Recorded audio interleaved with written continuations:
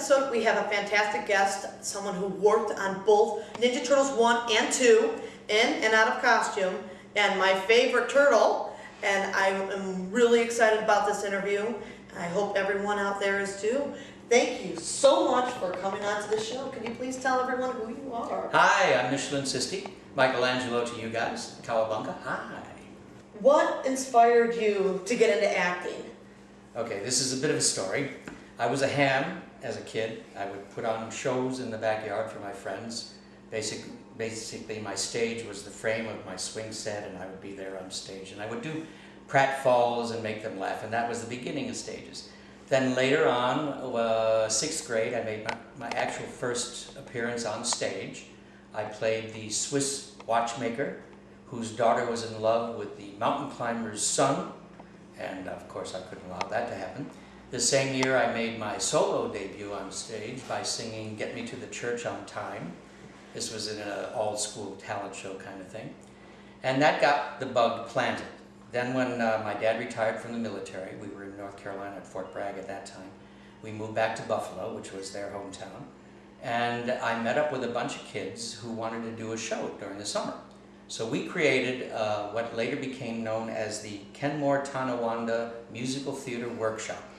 And we started it ourselves, a group of about a dozen kids. We did our first performance, it was South Pacific. We performed in the basement of the Presbyterian Church.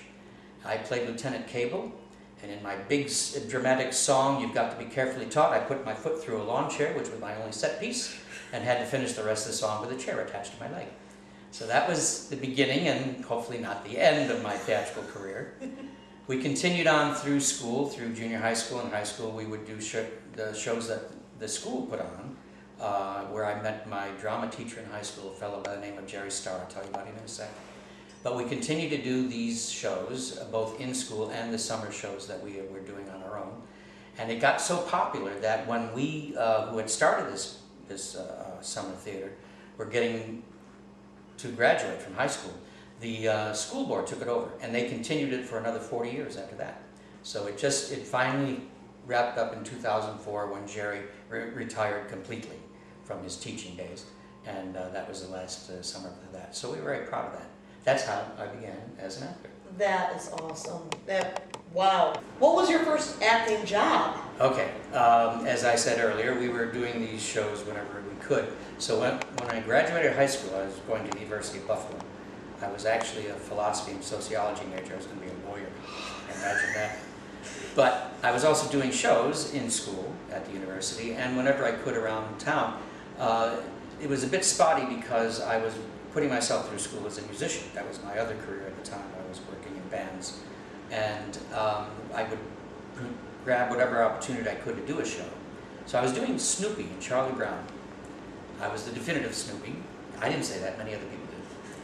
And at one point, at one performance, this fellow by the name of Gerald Miller came backstage to talk to me. And he was the artistic director of a company called the Now Theater Repertory that he had started at Niagara University. And they were just about to go into residency at Studio Arena Theater, which was the regional theater in Western New York at that time. Still, it lasted for about 20 years after that, but it was one of the better regional theaters at the time. And he offered me a job with his company to come and join him, which meant that I, got my equity card and my first professional gig all in the same place, which was fantastic. After 2 years in residency at Studio Arena Theater, we moved out to the Taylor Theater, which is in Lockport, New York. And after a year and a half there with the company, I decided that I had finished my schooling at UB, and it was time to make the move. And for me, the move was to New York City.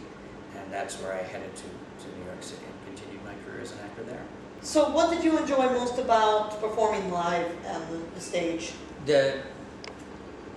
There's nothing to compare with performing live on stage. It's the immediacy of the audience. You know right in that moment whether you're going over or not. They tell you in so many ways, but usually it's a good way, hopefully.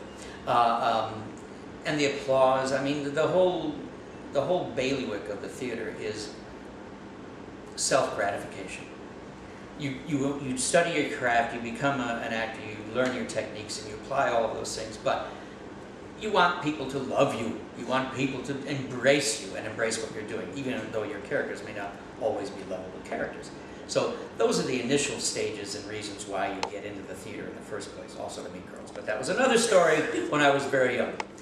But there is nothing like an audience 10 feet in front of you to give you the feedback that you want as an actor. Did you ever have to wear heavy costumes before working on the Henson movies? It's actually funny that you wrote that question, because the reason that I became a turtle was based on some of the work that I had done on stage.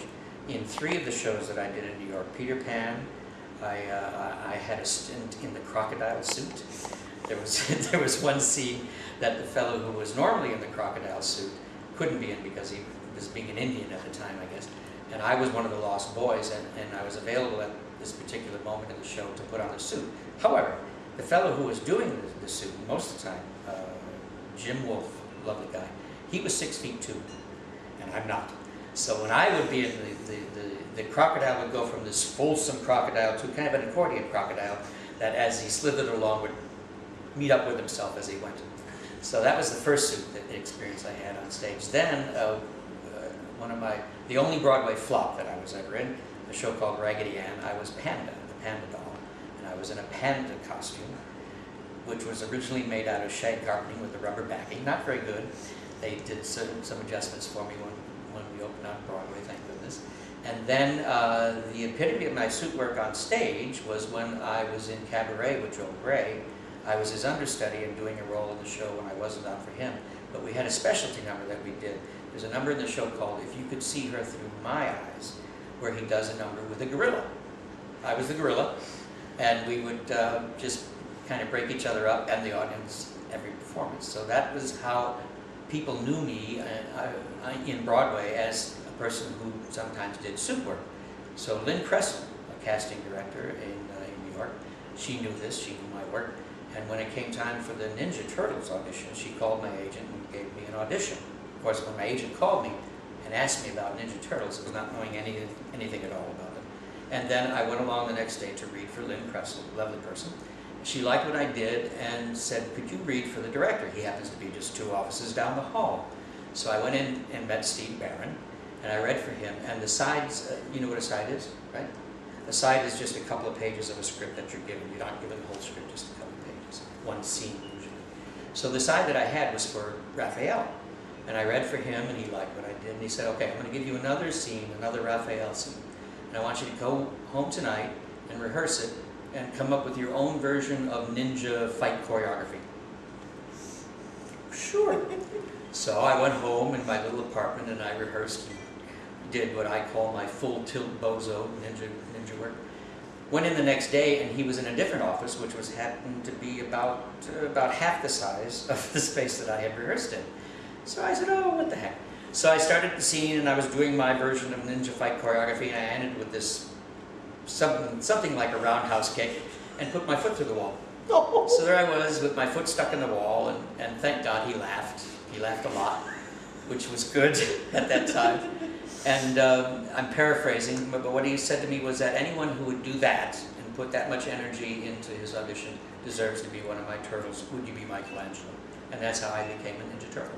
Can you tell us about your travels to the London Creature Shop to have your turtle costume made? This was a whirlwind travel. It all took place in one day.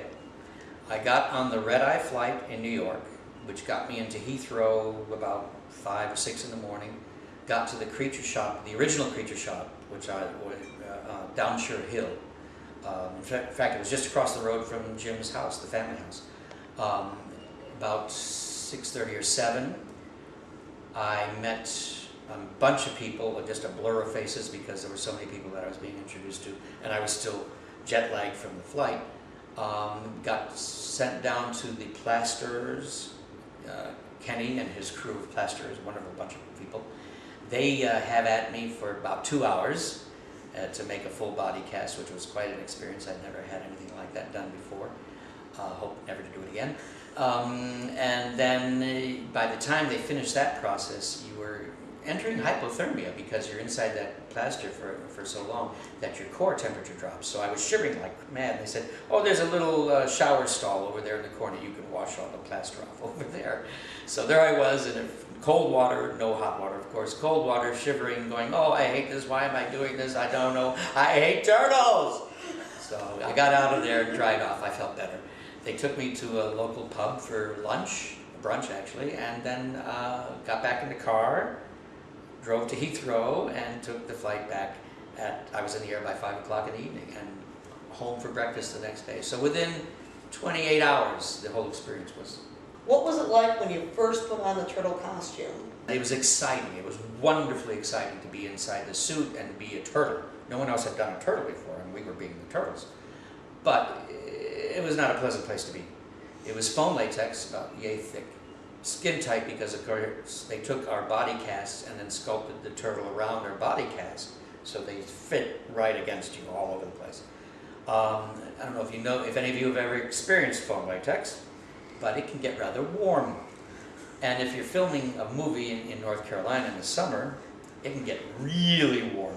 The whole rig initially, without us in it, in the first movie, weighed about 50 pounds. That was head included, and all of the motors and everything in the back of the shell. Once you sweated it up, it weighed 70 or 80 pounds, because the foam latex was just a big old sponge, and every time you perspired, it just stayed right there with you.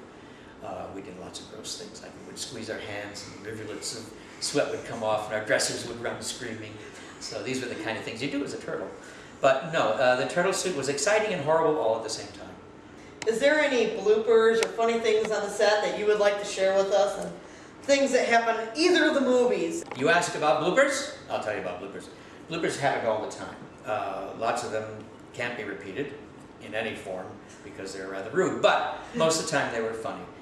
There was one that was not funny that didn't involve me directly. There was a time where somebody, I can't remember who exactly, and I probably shouldn't remember anyway, bounced one of the Panavision cameras off the deck. They were doing a shot, if you remember in the movie when,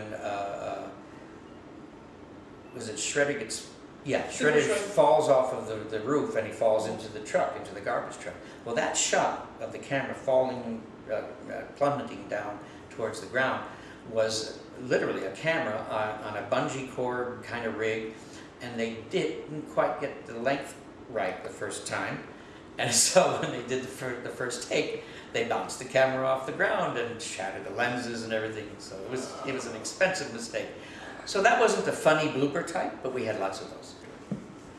Now, inside one of the interviews that I have read, it mentions that you are the one being swung around by Razar and the second turtle film and thrown through the wall. How come it was not your stunt double? Okay, 2 reasons. One is because they wanted a reaction from Mikey as he was being swung around. So they built a rig. I think I've explained this in that interview that you referred to.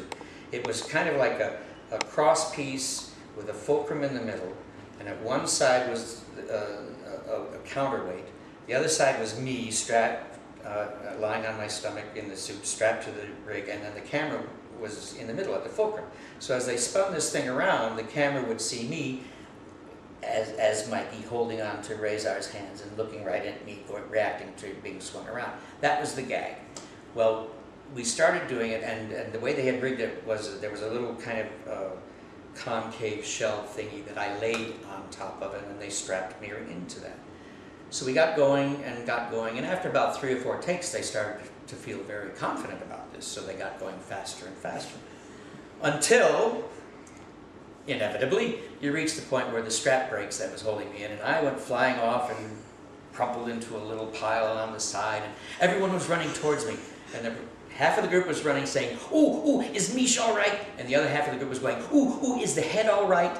So that kind of tells you where the priorities were on the turtle set. We were fine, but if the heads were fine, then everything was good. I remember reading in the article that it was like your idea to be the one to stand up afterwards and talk, so that it would be you flung into the wall. Yeah. And I was hoping to hear a little bit about how you came up with the idea to actually be the one to do that part. Well, when your character is flung off and crashes through a wall, there has to be some sort of reaction, right? Otherwise, people are going, "Oh, Turtle's dead," end of movie. So I came up with this idea of kind of coming up and here, where is he like this? Which, because I came up with that idea, I had to do the front part, the falling into the wall part. So that's why I ended up doing that bit. Did the turtle costumes in the second movie feel better than the first one with all the adjustments that they made to try and make them be a little bit better so there's not as many major turtle breakdowns? Yeah. We had done a post-mortem after the first show to kind of say, oh, how can we improve this process? There was quite a lot of things that we discussed, you can imagine. One of the things that they tried to do was, in the first suit, all of the motors were on our back on a big steel plate. It was very, very uncomfortable and no flexibility because it was a steel plate.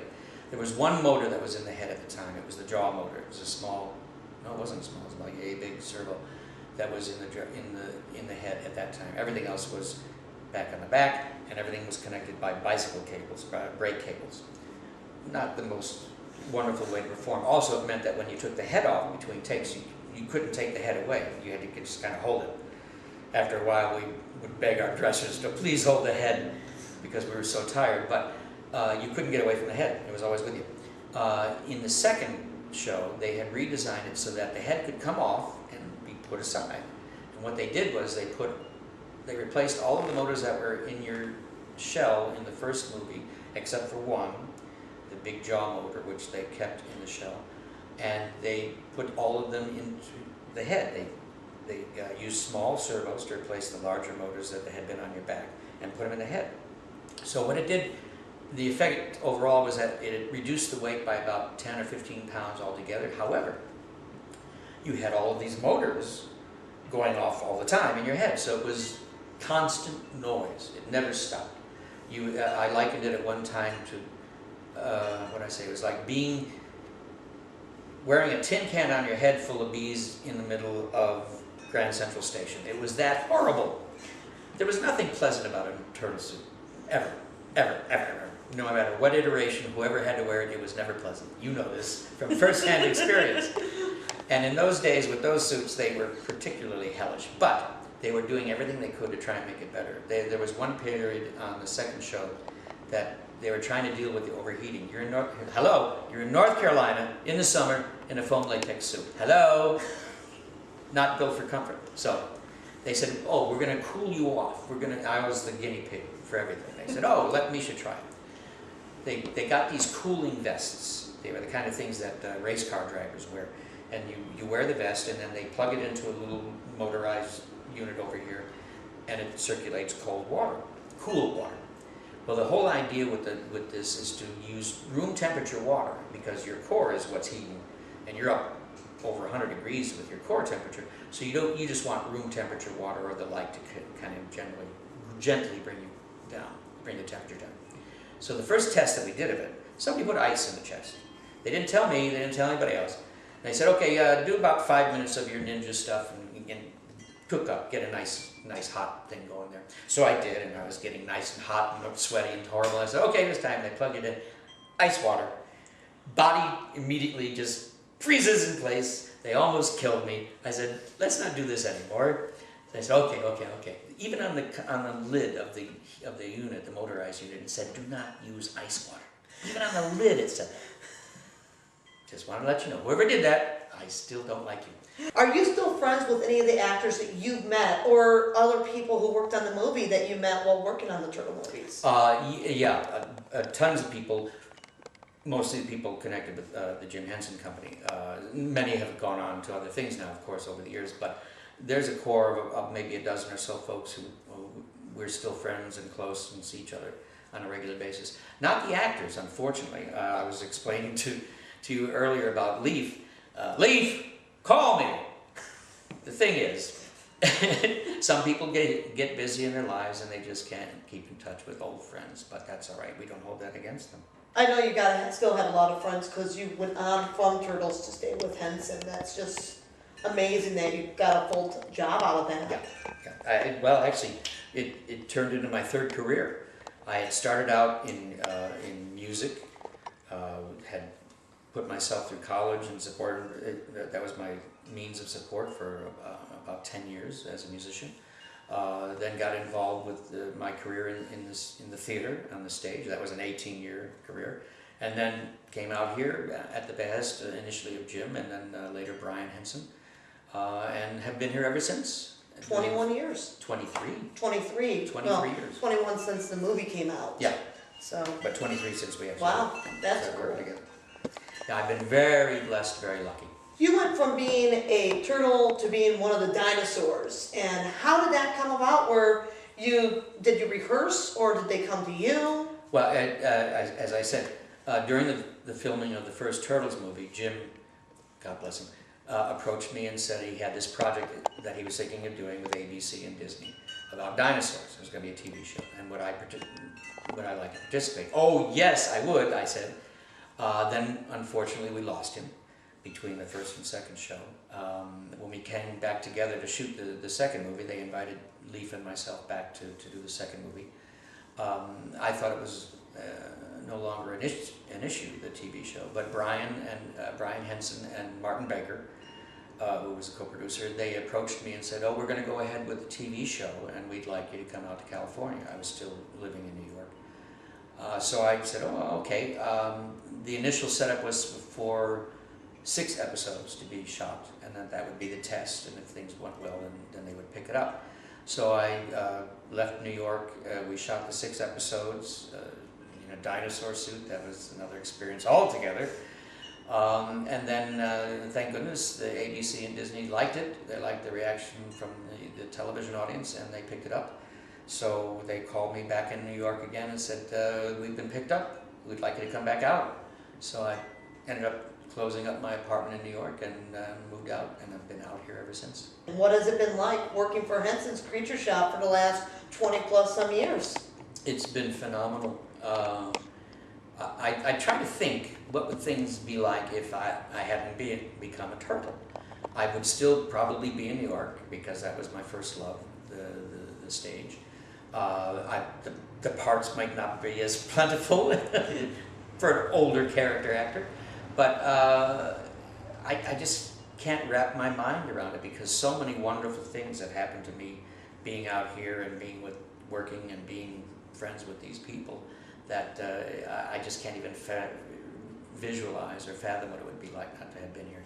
They have been so wonderful over the years in that initially I was an actor who was inside of a suit for them, but during the course of the work on Dinosaurs, the 4 seasons that we did of Dinosaurs, every time that I wasn't in a suit, they asked me, oh, well, why don't you do this scene, grab a hand puppet over there and do this, and try this, and assist me on this. And eventually it was like, oh, well, Mish can do this, we'll just have him do that too. So that's how I furthered my career with the Henson Company, by being able to do the things that they didn't want to do. Let's go into what we're in right now. In 2011, there's a new Muppet movie coming out. Yes, there is. Can you tell us anything about this fantastic movie? No, because they'll shoot me. Oh. I can tell you this. It's true. Disney, if you don't know, Disney bought everything Muppets a few years back. They're very protective of everything that they do. And you can't say anything about anything. But there are a number of surprises in this new Muppet movie that you'll find very exciting. I did.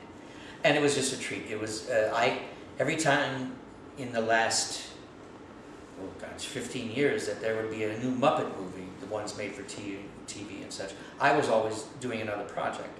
Oftentimes they had shipped me off to England and to do movies over there. I did Lost in Space and Pinocchio over there and stuff like that for Hensons. But I missed out on every one of these Muppet movies, and I was just so crestfallen because there were no more. There hadn't been one for 10 years when they decided to do this one. And I said, I'm going to do this movie. And they said, we want you to do this movie. I said, okay, good. We're on the same page. Are there any projects that you're working on now that you can share with us? Yeah, there's exciting stuff going on now, both with Muppets and with Hensons. Now, Muppets, of course, the main focus is on the movie. Now, on the Hensons side, we have an evolution of the technology that we applied in Turtles, the animatronic heads that were controlled by what was called at that time the Big One. That was the control system.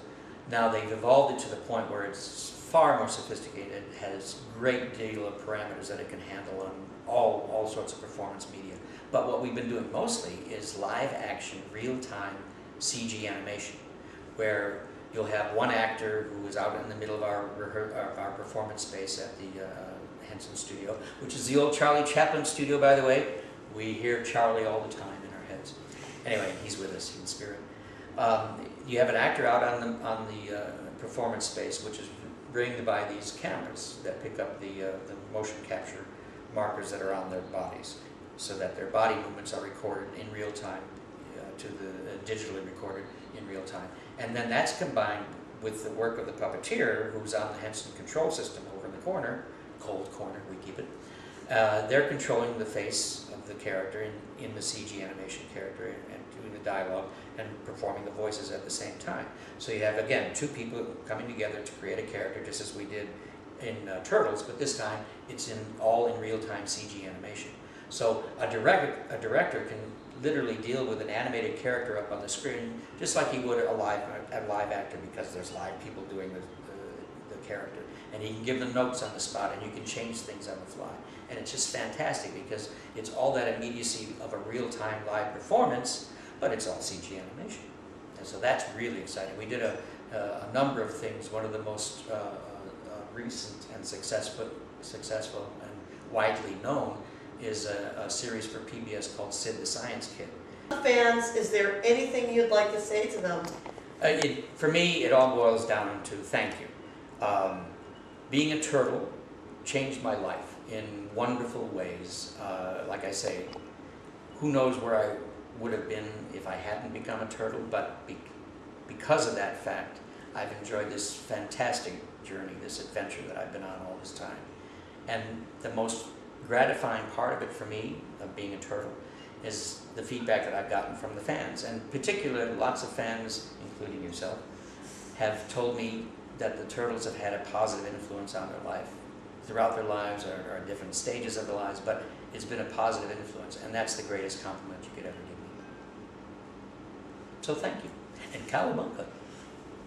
See you next time here on Cowabunga Corner.